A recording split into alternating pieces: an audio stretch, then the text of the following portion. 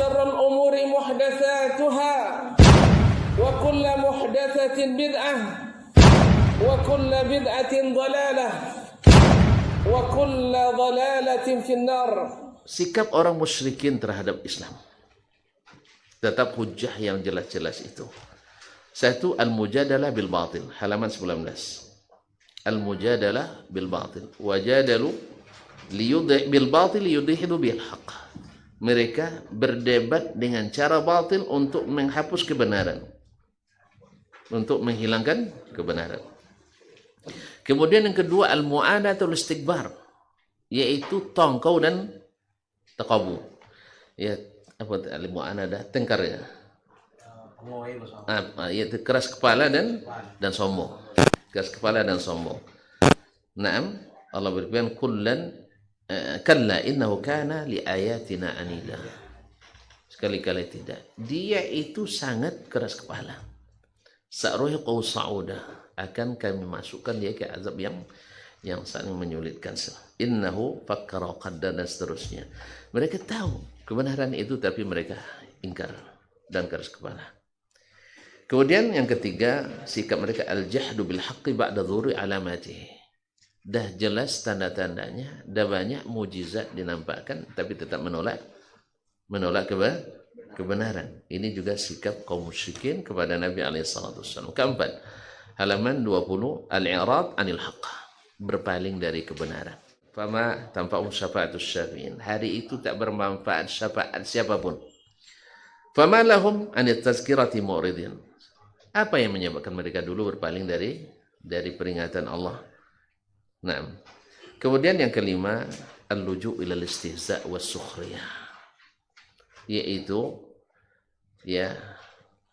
al-luju', yaitu kembali kepada istihza', memakai strategi memperolok-olok, dan sukhriyah, mencaci dan memaki.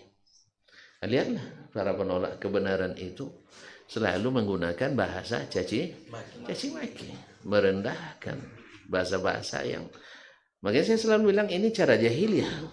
Dia menggunakan caci maki itu cara jahiliyah. Nanti ditambah lagi dengan persekusi, istikhdamul quwwah, yaitu menggunakan kekuatan. Kalau dekat dengan penguasa, maka akan ditekan. Seperti dulu Ahmad bin Abi Du'ad dekat dengan penguasa Bani Al-Abbas, maka dia menekan imam-imam ahli sunnah, Ahmad bin Hanbal, Al-Buwaiti, Abu Sa'ad Al-Buwaiti, murid Asy-Syafi'i. Ditekan semua mereka. Ahmad bin Nasr Al-Marwazi sampai dibunuh. Yahya bin Ma'in dipaksa mengakui. Ali bin Madini dipaksa. Ya, dan mereka itu guru-guru besar sunnah semuanya. Dan dianggap sebagai penyesat umat waktu itu. Ahmad bin Abi Du'ad dengan tegas mengatakan kepada Al-Mu'tasim, sebelumnya kepada Al-Ma'mun, ini Ahmad bin Hanbal ini dhallun mudhillun ahlul bid'ah, sesat dan menyesatkan ahli bid'ah. Jadi kalau seandainya dengan keedah yang dibuat oleh dia, Ahmad jadi ahli bid'ah. Ahmad jadi ahli bid'ah. Apa sebab keedahnya? Ia tidak menyesuaikan dengan keadaan masa sekarang. Jadi ahli bid'ah Ahmad.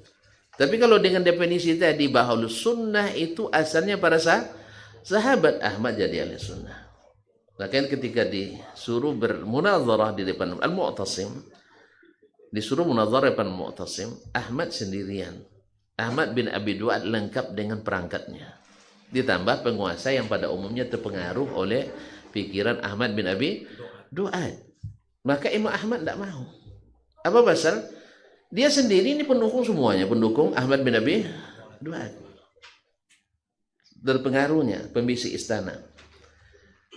Akhirnya karena dipaksa oleh oleh Khalifah Al-Mu'tasim untuk bermunazarah, akhirnya Imam Ahmad menerima. Lalu dia kan nuduh Ahmad tidak berakal, picik dan sebagainya. Lalu seluruh pertanyaan Ahmad bin Abi Du'ad terjawab oleh Imam Ahmad bin Hanbal rahimahullah.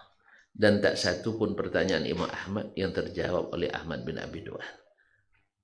Karena Ahmad bin Hanbal pertanyaan begini aja. Kamu mengatakan Allah tidak berbicara? Iya. Kata Imam Ahmad, tolong sebutkan satu huruf saja dari Nabi atau dari sahabat. Karena kaidah Imam Ahmad dan kaum muslimin pada asalnya yang ahlu sunnah itu siapa? Sahabat. Jadi datangkan satu huruf dari Nabi atau dari sahabat yang menolak Allah berbicara. Tidak dapat dia jawab karena dia bukan ahlinya. Dia hanya mengatakan kalau berbicara mesti punya mulut. Kalau punya mulut ada giginya, gigi seri dan sebagainya, mirip dengan makhluk. Maka dia tolak. Kata Imam Ahmad, enggak, kita tidak mengatakan seperti itu karena dituduh sebagai mujassimah oleh Mu'tazilah. Imam Ahmad dianggap mujassimah sebagai ahli bid'ah hari ini mengatakan orang yang beriman Allah berbicara menganggap kita mujassimah. Tidak, kita tidak mujassimah. Kita tegaskan kita tidak pernah menyerupakan Allah dengan makhluk. Tapi dalam pikiran Mu'tazilah dan yang ahli kalam yang ikuti cara berpikir itu menganggap kita mujassimah. Sehingga dia katakan mesti bermulut. Ya untung HP belum ada waktu itu. Sekarang HP berbicara, ada mulutnya. Hah? Ini kalau masih ada juga yang sekarang pikiran seperti itu, masih terbelakang cara pikirnya. Yaitu setiap berbicara mesti pakai mulut, mesti pakai lidah, mesti pakai gigi. Handphone ada mulutnya. Kemudian di zaman Nabi SAW, batu mengucapkan salam ke Nabi. Ada mulutnya? Tidak juga. Kemudian pohon korma menangis. Ya menangis kan karena sedih. Sedih berarti ada hati. Ada hati. Tidak ada matanya. Makanya seluruh hukum yang mereka sebutkan itu makhluk semua. Lalu dikiaskan Allah ke makhluk. Akhirnya ditolaklah ayat-ayat hadis-hadis Nabi SAW. Dan ini tak pernah terjadi di zaman sahabat. Makanya ketika diminta kepentolan Mu'tazilah, datangkan ayat, datangkan hadis dari Nabi menolak Allah berbicara. Tidak ada. Dari sahabat? Tidak ada. Berarti kamu mengada-ngada. Jadi tuduhan bid'ah itu kembali ke kamu, bukan saya. Sebab saya mengikut ahlu sunnah. Dia menolak Allah punya mata. Kalau punya mata berarti berkedip-kedip matanya. Gitu kan? Terbayang mata siapa yang kau bayangkan? Mata manusia. Tolong sebutkan satu huruf saja dari Nabi yang menolak itu. Nggak ada. Dari sahabat? Nggak ada. Berarti siapa yang ahlu sunnah? Kamu atau saya? Wabuhital ladzi kafar. Nggak punya. Imam Ahmad tidak mau sebenarnya. Karena dia tidak mau mempermalukan orang. Sebab dia adalah ketua Mahkamah Agung. Jangan main-main. Ahmad bin Abi Du'at itu Qadil Qudat di masanya. Tahu Qadil Qudat? Yaitu Mahkamah Agung. Salah-salah presiden mereka kena hukum. Kan? Jadi walaupun sebenarnya ngangkat presiden melantik kan. Tapi kan namanya Mahkamah Agung tuh berat, tinggi itu. Dia yang kuasai. Sehingga qadi-qadi di seluruh daerah dia yang angkat.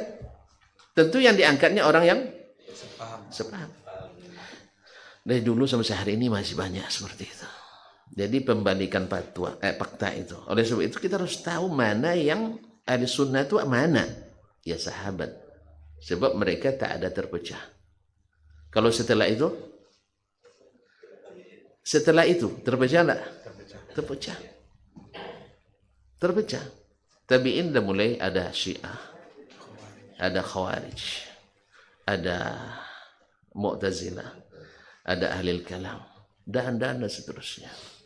Sahabat enggak, satu aliran. Nah, itulah ahli sunnah. Nah, siapa yang mengikuti cara mereka, itulah ahli sunnah. Iya, tapi seperti tadi, bukan teori. Iya, bukan ucapan, bukan retorika. Oh, kita pengikut salaf katanya. Kita mengikut salaf. Habis itu membelakangi salaf. Bahkan cenderung mengolok-olok orang yang mengikuti cara beragama mereka. Ma'asyiral ikhwan yang dirahmati Allah.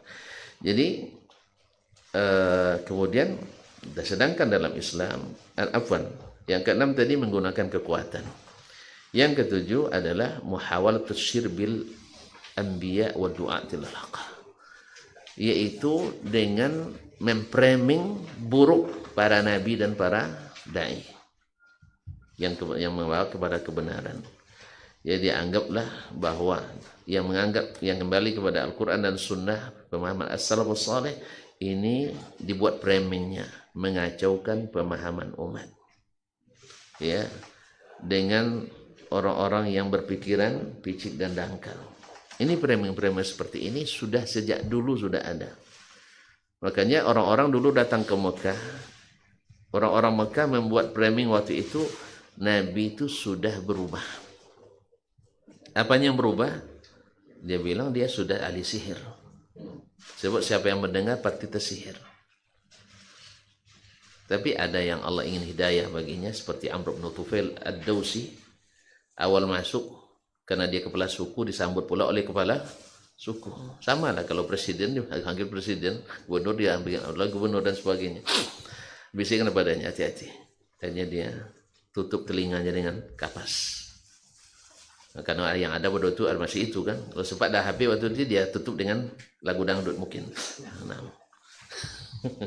Tutup kapas, berjalan tak terdengar apa-apa. Akhirnya dia berpikir, Allah menghendaki dia berpikiran jernih. Dia pikir, saya kalau dia penyihir, saya juga jago sihir katanya. Karena kepala suku waktu itu harus pandai nyihir. Harus pandai. Kalau mantra jahiliyah, saya hafal mantra jahiliyah semuanya. Kalau syair apalagi? Tadi saya katakan, makan kambing 6 orang 1 ekor. Kuat hafalan mereka, 1 kali dengar langsung hafal. Kalau kita beratus kali dengar langsung lupa. Itu aja bedanya. Nah, mereka sekali dengar langsung hafal. Jadi hafal saya semuanya. Akhirnya dia buka. Allah takdirkan bertemu dengan Nabi dekat Ka'bah. Nabi baca ayat Al-Quran, dia dengarkan. Ini bukan mantra, ini bukan sihir, ini bukan syair, ini bukan perkataan manusia. Tak lain ini kecuali perkataan Rabbul Alamin. Karena orang jahiliyah juga mengakui Allah Tabaraka Ta'ala. Akhirnya dia mengucapkan asyhadu an la ilaha illallah. Nah, framing-framing seperti ini, dia tidak berilmu, kurang referensi, tidak berpikir, tidak punya wawasan. Ini cara jahiliyah. Cara jahiliyah. Allah musta'an.